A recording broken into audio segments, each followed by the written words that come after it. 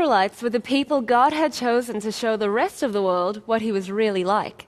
They were a special people and enjoyed special privileges.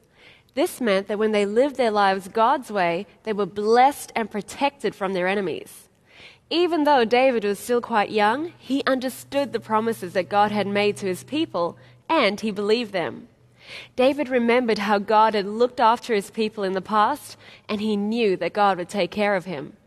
David was not scared of that giant Goliath because he knew his God was bigger and more powerful. David prayed and relied on God's promise of protection from his enemies. You know, when we choose to follow God, we become part of his family, and he promises to take care of us, just like he did the Israelite people.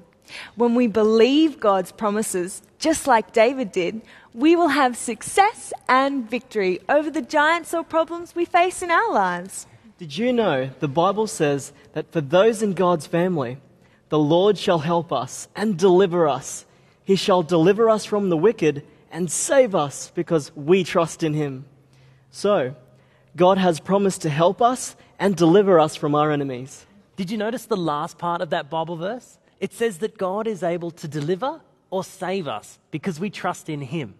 So, we must trust in God, and that means to believe his promises. We are all going to face giants in our lives, problems that seem so big that there seems to be no solution or way to beat them. When we are in God's family, we can know for sure that God will help us with all of our problems, big or small. Isn't that awesome? Yeah. The important thing to remember is that we need to trust in God and believe that he keeps his promises.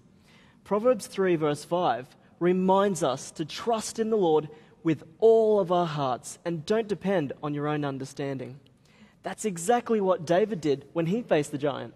You don't have to face the giants in your life on your own.